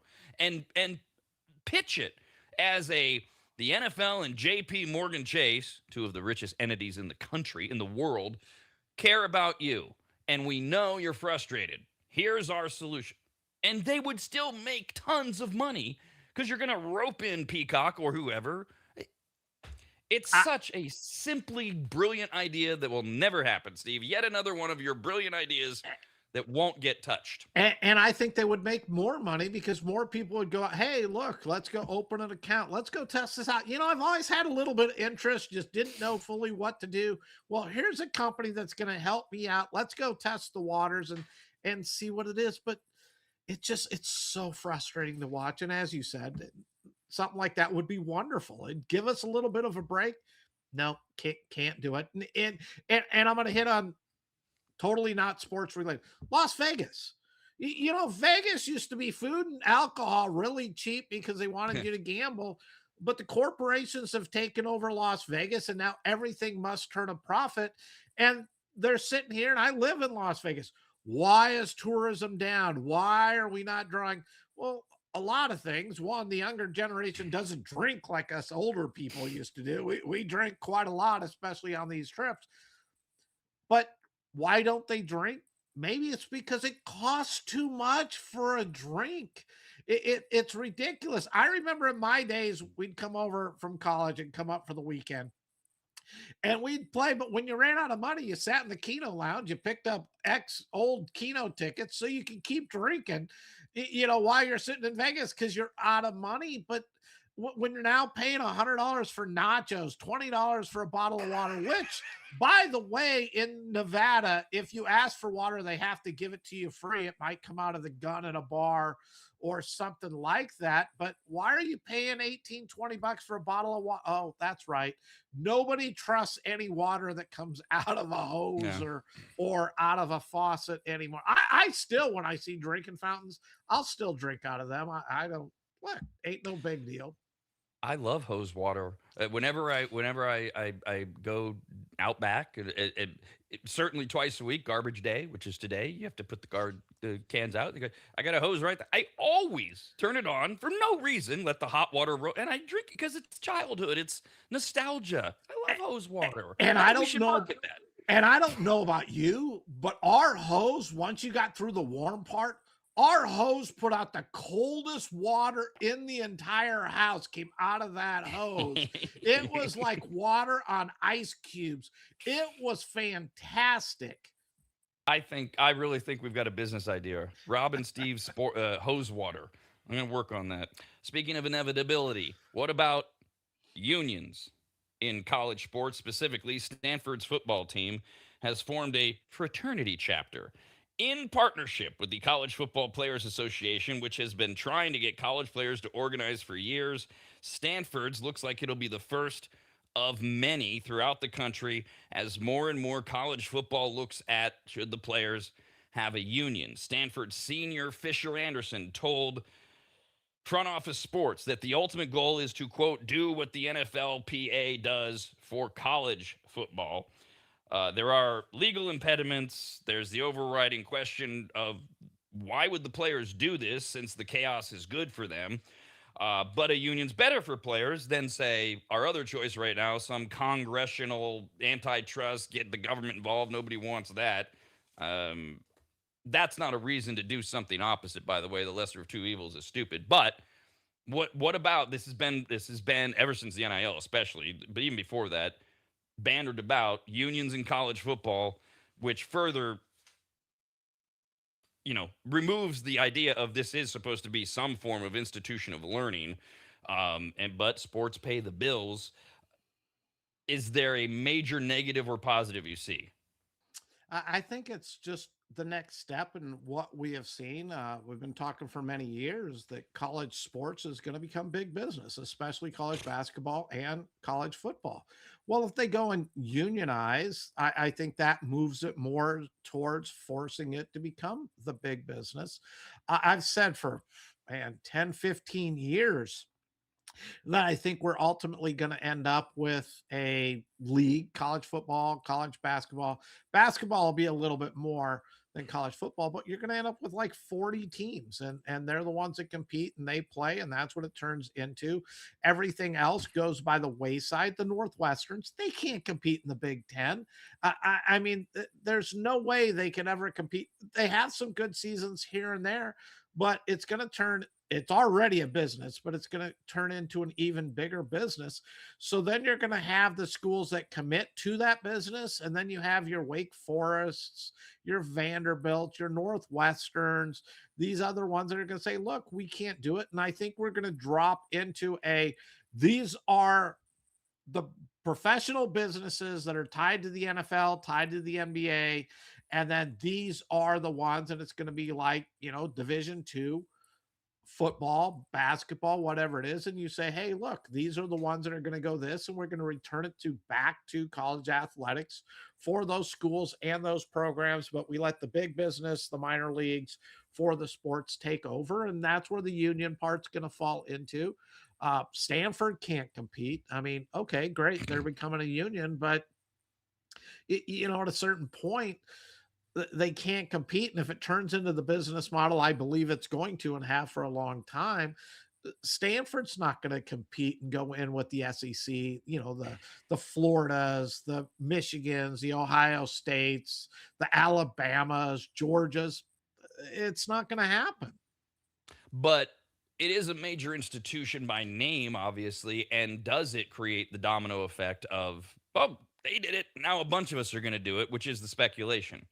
Which I think it is. I think this Yeah. is just that next step. It's going to become more and more. But the part that I don't think people are looking at is, the effects of this as more and more join. I see it then creating the split to where it pushes it towards the professional sport as a minor league type system under the college football or whatever. But those that do not go that route and feel they cannot compete at that level, that's where I think we're going to end up with the Division 2 and return it back into the college sport that we knew, with the players aren't getting paid. It's the true thing. We'll give you scholarships, we'll give you books, we'll give you these things. And that's where I think college is going to separate into the professional program and the amateur program. And that's where I compare it to the Division 2, because Division 2 always was the amateur program. It's just, I think the major universities are going to go professional. Are we hopefully you and I wouldn't live to see this, but are we headed with this expansion of all this stuff you and I never had when we were playing sports as youth? Travel leagues, all these special clinics and camps you can go to, and you can pay all this money to have actual baseball scouts, blah blah blah. We already have high schoolers signing contracts, being scouted, middle schoolers being scouted. Are we headed for a world where parents are able to shake down money for their high school athletes because they're that good? We're into public education and all that. I can't even lay it out for you, but is there an end to this? Does college really stop it? Or does somebody come along and go, hey, my kid's the number 3 high school player in the whole world. He should be getting paid something by somebody. Hasn't this already been happening? And I'll use It has. LeBron. You don't It think has. LeBron, when he was in high school, people were coming out, come play for my school here. We'll do this for you. We'll do that for. So I don't think it's something that would be new. I think it would become more Expansive. public knowledge, Yeah. expansive, and we'll see a lot more of it. But on the other end, and sorry, I believe this as well. A lot of this travel ball and these travel teams and all of this stuff is for others to get rich off the parents who are delusional, who think their kids are going to play at the next level or become that star in the NBA. So they fork out all this money, they go play. Yes, there are the elites. I'm sorry, Bo Jackson dropped in today's day and age, could play all 4 sports, not play on any travel teams. And Bo Jackson is going to get noticed and is going to play on the high school team, etc. But so many parents say, and we did it, and we knew it at the time with my kids, because I've always believed that sports help keep kids out of trouble, keep them active. They don't go do stupid things because they're bored, keep them active. But we knew going in that this isn't because they're going to get college scholarships. That's not the case. It's to try to keep them out of trouble, keep them active, learning how to deal in different situations, because different coaches coach differently, and you have to be able to adjust, just like different bosses.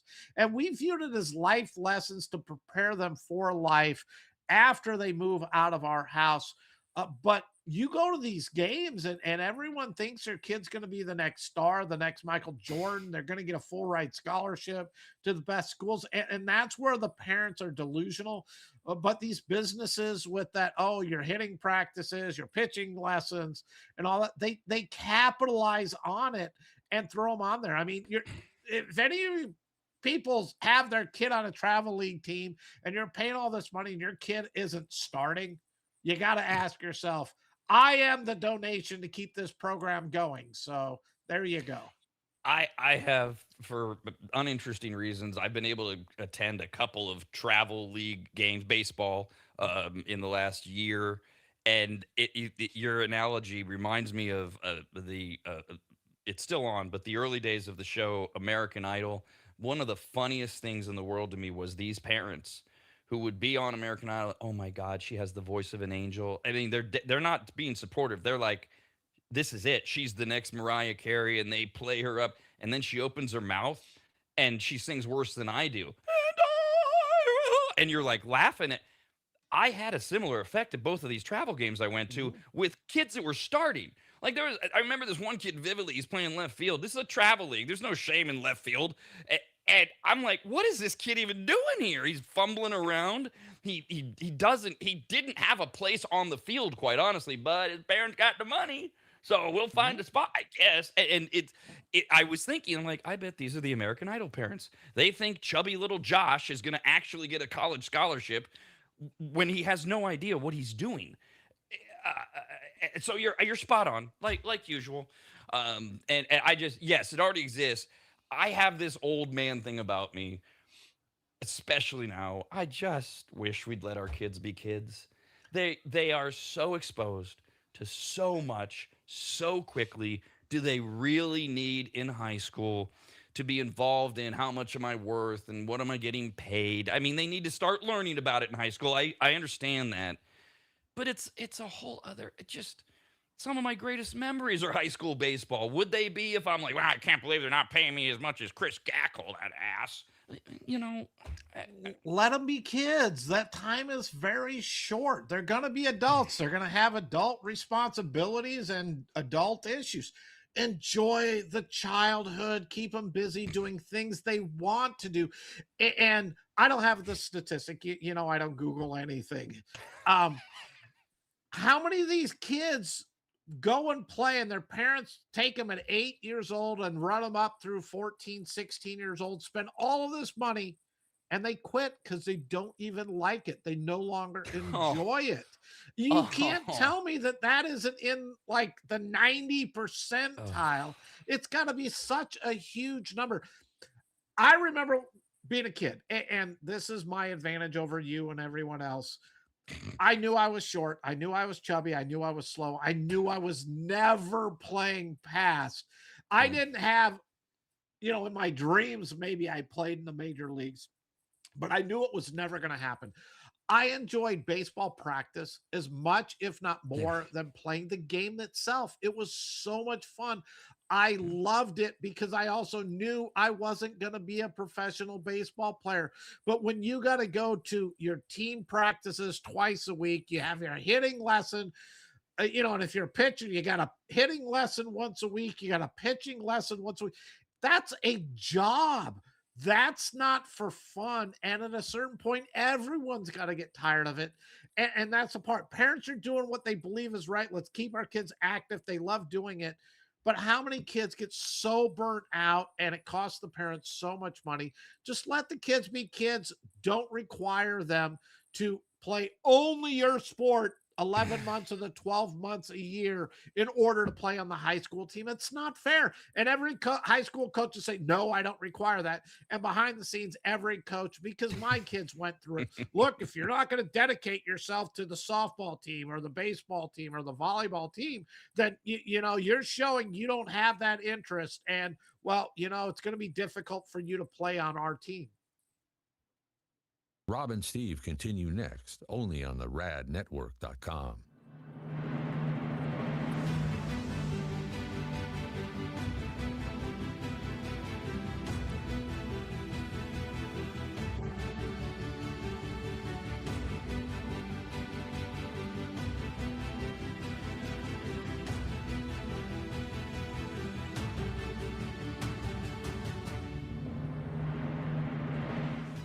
Longtime maggots will remember Greg from MAP, M-A-P, as in Maximum Athletic Performance, which guides you to better output through better ingredients, also known as nutrition. Greg has been on the Rad Show many times and will be again, as he simplifies nutrition and helps us all understand what actually works when it comes to fueling our bodies, almost all of which can be found at maptrition.com. Every product is formulated with clinical precision and backed by science and purpose, and maptrition.com has something for every fitness level, even those of us who barely have a fitness level.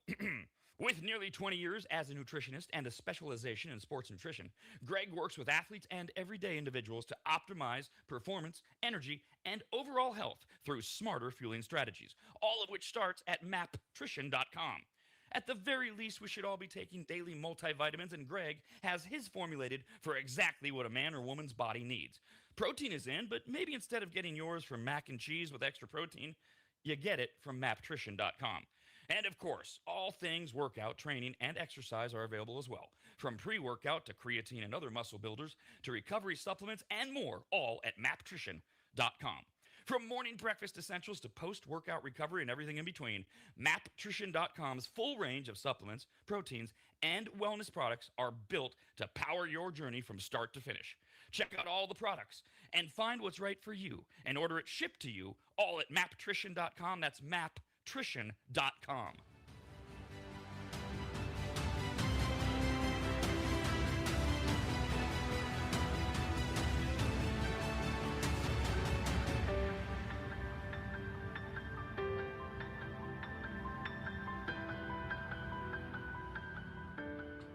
If you've never heard of microseal, let me tell you what it isn't. It is not a really small marine mammal. Get it? A micro seal? Oh, fine. Just ask AI.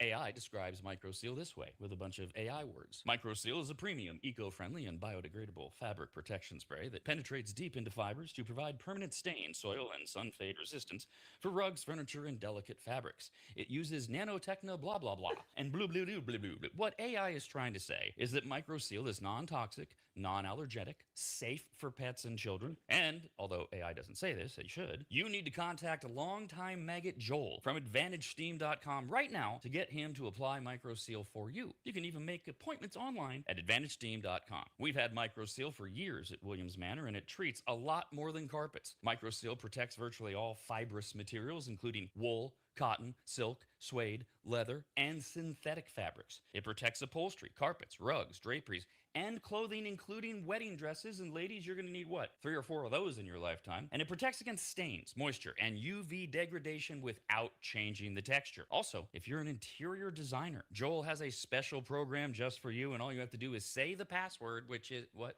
But there's no password, I guess. Never mind. Whoever you are, contact Joel at AdvantageSteam.com. And if you're an interior designer, tell him, I guess. I don't know. That's AdvantageSteam.com, where you'll learn more about microseal and everything else that Joel offers. At AdvantageSteam.com, that's AdvantageSteam.com, AdvantageSteam.com.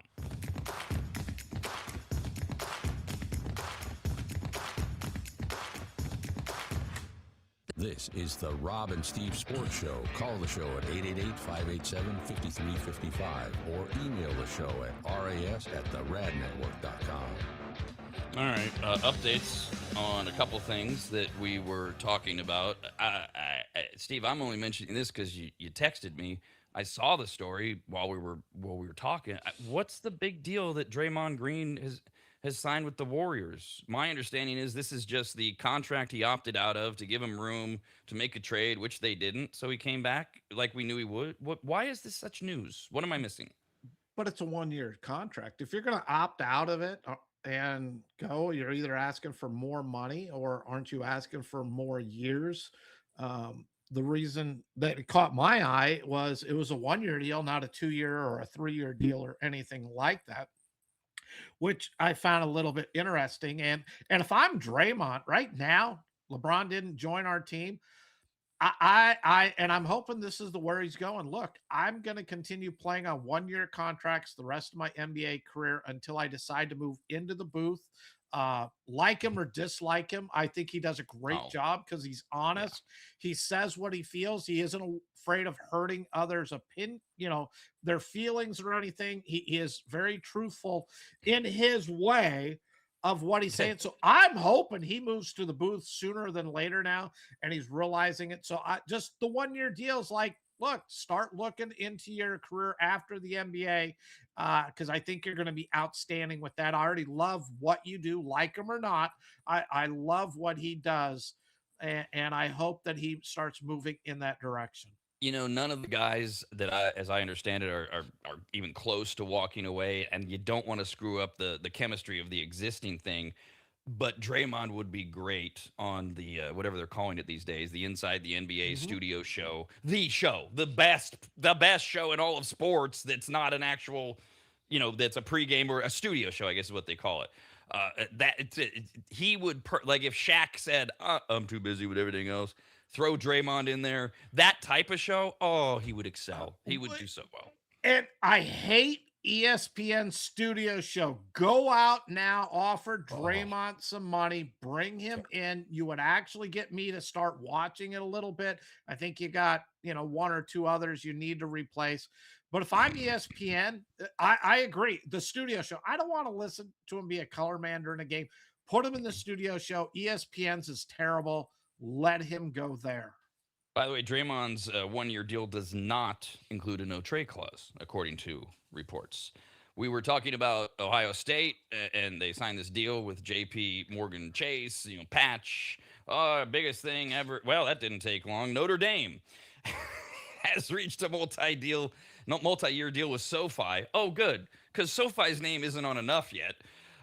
It'll place the financial service company's brand on the Irish's jersey in every sport starting this season, and their 6-year deal is worth $20 million per year and will be the richest in college athletics history until Alabama or Auburn or I don't know. They're just going to keep going and going and going. Right. Whoever the third team that reaches a deal, and then we will pass it up at that point. Because Alabama, as you said, Alabama or Well, Duke or Michigan's got to be up there. Michigan does fundraisers every week, it seems. This program really tries to raise money, but you get into the programs that have all the money, and maybe if you're a company that donates all this NIL money, maybe you look at it going, let's go the sponsorship deal because I get more out of it than giving money with no advertisement, no anything to the athletic program. And that's where um, your NASCAR shirts are going to hit because people are going to take that and say, that's how we're going to give you the NIL money. I want a patch. I want something on the uniforms, and it's going to do exactly what I don't want to see happen. I really want to get to baseball, but this story gets dumber by the minute. We started with the update on the Kyle Shanahan story and the report that some actual journalism was done by SI.com. They went to the website where the California, they list all their crashes and everything, and it was out there. And why wasn't anybody reporting it? Oh, it turns out Kyle Shanahan was using his cell phone while driving. That was it. That was it. The woman, the 21-year-old woman, made not an illegal turn, an ill-advised turn. Nobody cited. It was her fault, says the report. Kyle Shanahan has just finished meeting with local reporters to clarify that the July 14th accident was his fault. He said he took his eyes off the road briefly to find his phone, which had fallen between seats. And when he looked up, he had gone over the line and into the SUV. The exact opposite of what the government, the CC, I don't have it in front of me, that thing The California Highway Patrol, wasn't it? Yes, and the CHP database has. Okay, hold on. I'm reading. It's Schefter reporting it. I'm trying to. Okay, the CHP database attributes the accident to the other driver. Shanahan says that's not accurate. It's a clerical error. So Kyle Shanahan says it's not accurate. He knows that it's a clerical error on the part of the CHP, and has just gotten through telling the world that he was looking for his phone and he was responsible for a crash that everything in writing says he wasn't. Dumber and dumber. I don't get it. Yes, it leaves me speechless. It's like, look, guy, didn't you read today's paper and just hey, be quiet at this point type of thing. Take care of her on the side and let's move forward. Everybody else has bought in on covering this up. If that's what it is, Right. everyone else has bought in on it. Why can't you just compensate her however, whatever? Maybe she's a Niner fan and you give her 2 season tickets for the rest of her life to go to all the Niner games and say, just thank you for, whatever you've done and allowing this to move forward. It will be interesting to see if she comes forward at any time. A- Back to And, no, baseball. no, and one last thing. Sorry. But at a certain point, I've given Kyle Shanahan every breakthrough in the whole thing, but I'm starting to get to the point now where I'm starting to turn on him a little bit to say, hey, what's really going on here? And now I'm starting to question him more and more. And no, he shouldn't lose his job at this point, but it keeps getting stranger and stranger. And I think it's becoming more of a negative look for him than where I was 5 minutes ago. Agreed. We have daytime baseball as we reported. We're now in the top of the seventh in Cincinnati, and the Howardians and the Reds are tied at 5. Yesterday, Steve was not quite apoplectic, but not exactly happy as a Red Sox fan with their first big trade over the weekend. And Curtis Mead left his first game with the Red Sox after being hit on the left wrist by a pitch as the Sox beat the A's 4-2. He was struck on the wrist by A's starter Jack Perkins, who had a game of his life. Didn't matter. He was hit in the 4th inning. Meade tried to shake off the pain, exited, and was diagnosed with a left wrist contusion. The Red Sox acquired him on Saturday in a trade that sent left-hander Connolly Early to the Washington Nationals. So you got 4 innings out of the guy. I don't know what you're so upset about, Steve. Jeez. Yeah, wouldn't it be something if he broke a bone in his wrist and he's out for the rest of the season? Thank you. Same game. Before we get to the game, we got confirmation yesterday. A's all-star catcher Shea Langoliers and right-hander Mark Leiter Jr. are done. They're having surgery today. Langoliers on a torn meniscus, Leiter to repair a right hip infringement as the walking mash unit that is the A's continues. And they lost 4-2. Tyler Soderstrom, at least he's healthy, extended his hitting streak to 10 games, had his 17th homer. Jack Perkins walked 3 and was charged with 2 runs on 1 hit in 5 2/3 innings. You are never going to get a better game from Jack Perkins. He should retire. Either way, the A's have lost 24 of their last 30. The A's are the A's. Back to the trade deadline.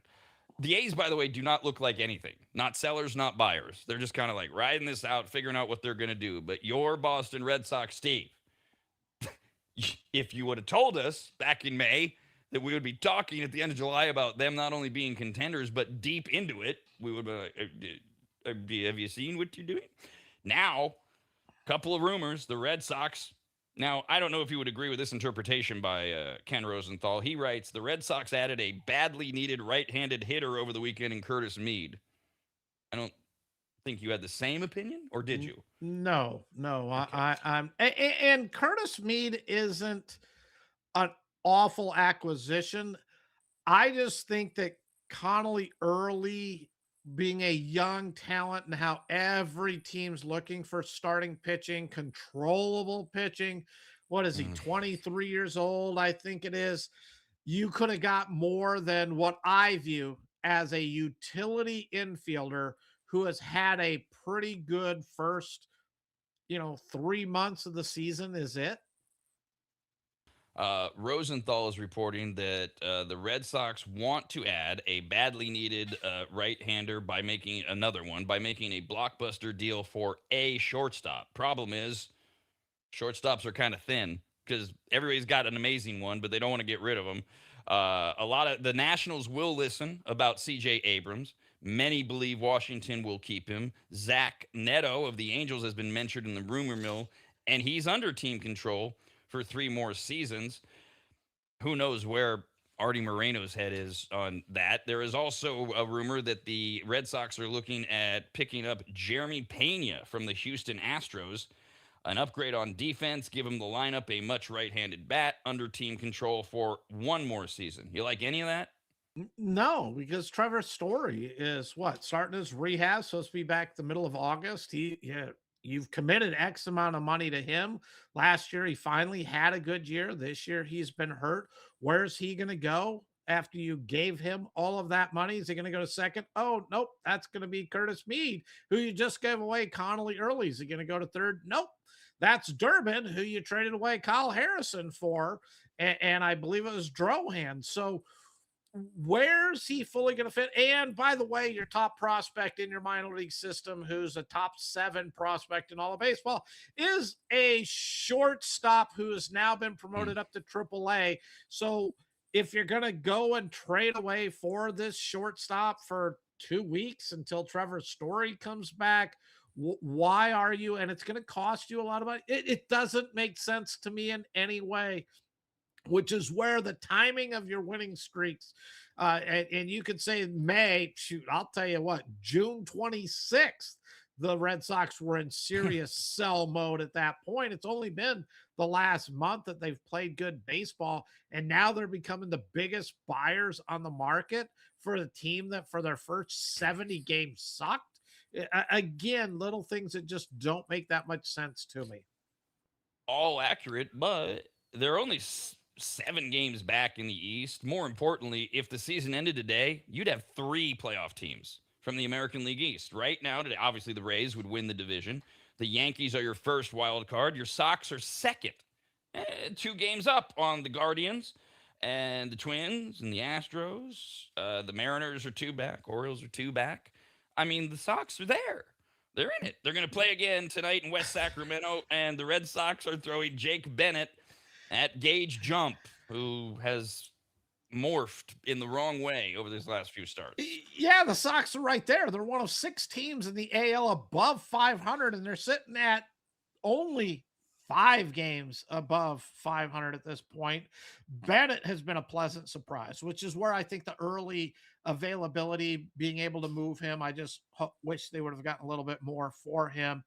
He's 6-3. His ERA sitting right around 2.5. His WHIP for the season is under 1. He has been such a pleasant surprise for this team. He is slotted right into that rotation.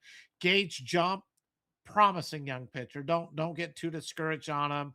He's really fallen on hard times. I want to say his last 8 starts or 5s. It's been quite a few starts. And let's go with the 5 starts. His ERA has been above 80. Hasn't gotten anybody out. His last 3 outings 0-3. But as you said, I think the A's are like 3-20 in their last 23. So it isn't just him. His ERA is 6.4 in his last 3. His WHIP sitting right around 1.8. He's going to have his moments, but this is what is painful at times.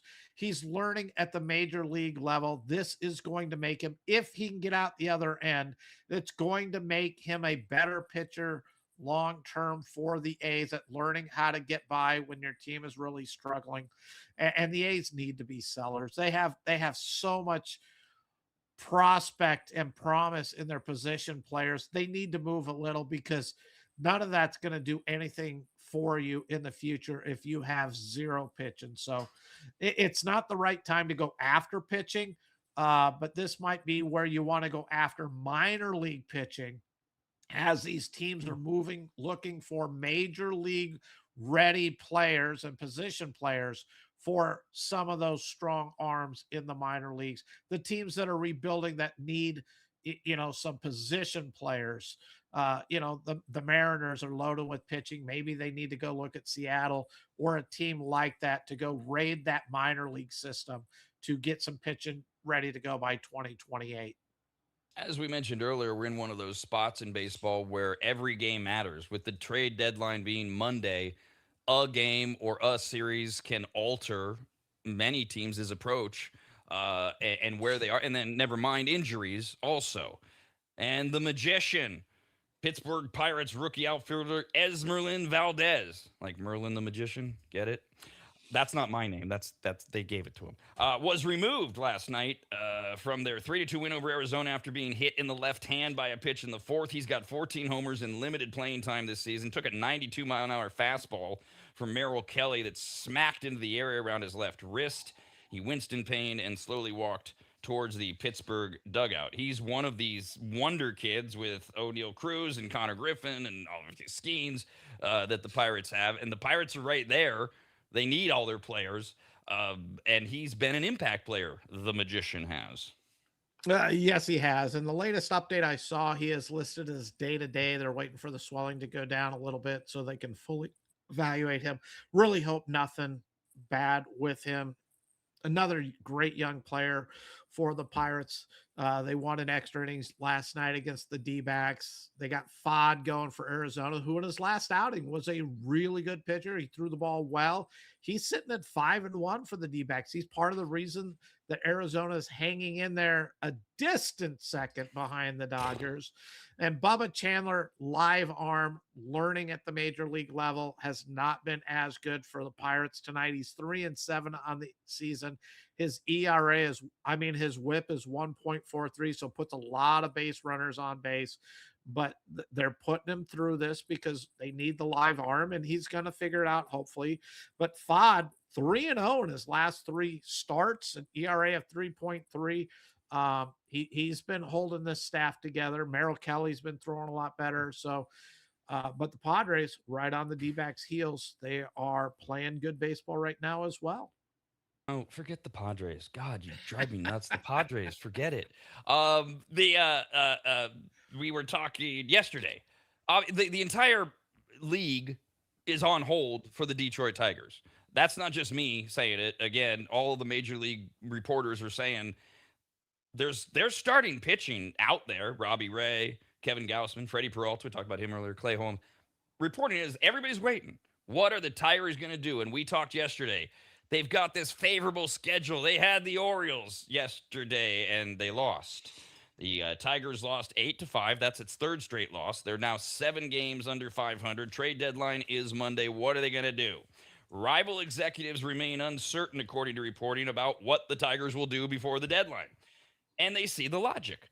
Detroit in the race for the 3rd wild card.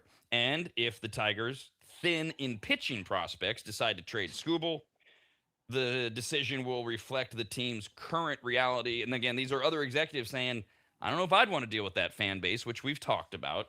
Rumors as of last night. Detroit Tigers trade Skubal. These are rumors that are being talked about, not like wish lists. How about the Tampa Bay Rays? More likely, the Milwaukee Brewers.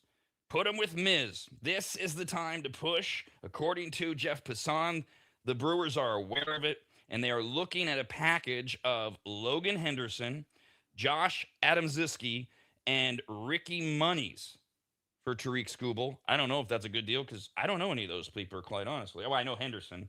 But that's the rumor. Not like it's an imminent thing, but it's being talked about. Yeah, it was. You said Logan Henderson, and he's the guy that I've said on a couple of times on the show that one of the Brewers beat writers felt that he was a better prospect going into the season and was going to have a better year than Mizorowski. They need to make me a beat writer because I can tell just by watching them throw that Mizorowski is in that elite status. And Logan Henderson might be a great pitcher someday, but I don't think you could ever compare the two together. If the Brewers land him, then this is where it will be kind of surprising to me because they're not going to mortgage their future to get him, which means nobody else is willing to either. Everything I read, the Tigers are trying to thread the needle. They want a proven young pitcher who's controllable but can contribute this year and slot into that rotation and help the Tigers try to compete for the playoff spot. I think this is the mistake the Tigers are making yet again. Go get the best package. If they're all minor leaguers and that's what's going to help you in the future, go get that. You want the most you can get from Skubal.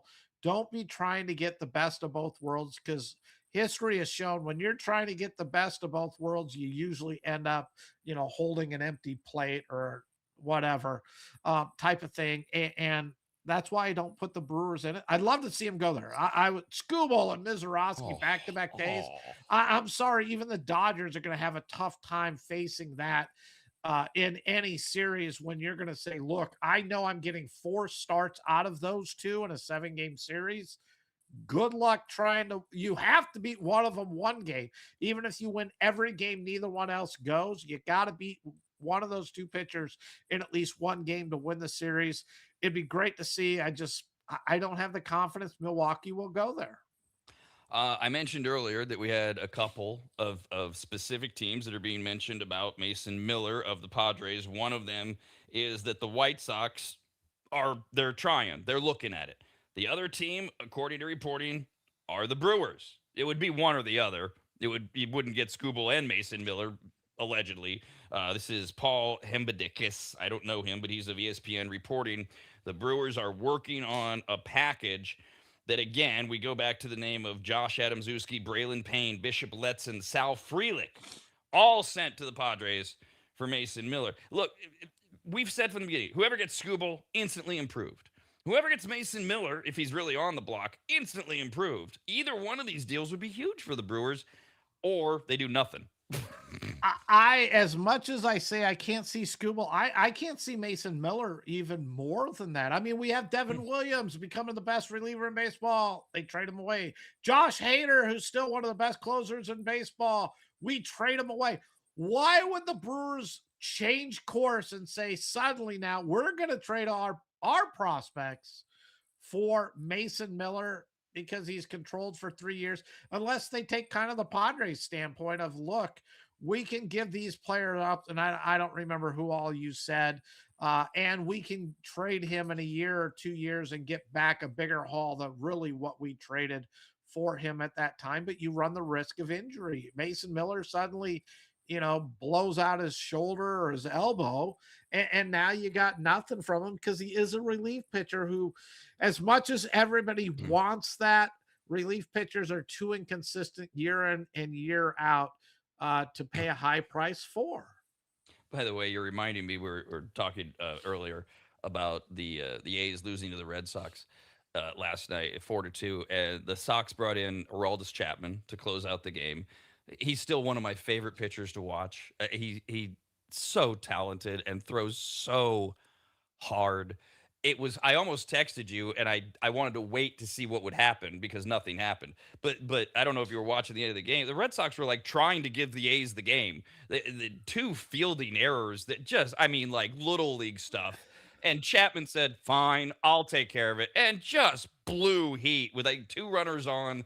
We'll just strike out the next 2 guys, and it's over. And talking about back in late June, a month ago, Aroldis Chapman, would he be traded? Oh my God, not now, for sure. And he is still so good. Oh. And that was one of the things as a Red Sox fan. I'm like, look, he's getting traded. We're going to get a pretty nice little haul for him because a closer that dominant the last 2 seasons, you're going to get some prospects. No, he's not going anywhere. The Red Sox won't move him on. And I watched that game at the top of the 8th because my wife was flying back home last night. So I went to the airport. I got back, saw the final score, and I'm like, okay, good. The Red Sox didn't give it up because it was 4-2 top of 8 when I left. Yeah, so the last thing you would have wanted to see after picking her up was the text from me that said, "What did your team just do with the 4 errors?" Because I wanted to wait until we had an outcome, and then I'm not going to bother because he was just lost. So. And I'm one of those, my phone, when I drive, is in my pocket. I don't ever want to be tempted to use it. I don't want to text. I don't want anything. And that is my safeguard, so I don't do anything. Because if I have it out where I can access it, like reach it, touch it, look at it, I know I would use it, but that's my safeguard. It's in my pocket. So I will tell you, as soon as I got home, I turn off the car, open the door, undo my seatbelt, and I pull the phone out because I'm expecting a text from you if the Red Sox blow this game. Being there wasn't one, then I'm like, okay, cool. Red Sox probably held on. And then once I got in the house, then I went and looked it up on my phone to see if they won or not. By the way, Steve, I just got a text from a contact with the 49ers. They would like to book you for a private meeting with Kyle Shanahan about proper cell phone usage while driving. Have a great day. We're back tomorrow. This has been a presentation of the Rob and Steve Sports Show, brought to you by the Rad Network and is copyrighted by the radnetwork.com and Williams Broadcasting for the private use of our audience. Any reproduction, accounts, or descriptions of whatever Rob and Steve just talked about without the express permission of the Rad Network, Williams Broadcasting, and Rob's really mean lawyers is prohibited. So don't do it.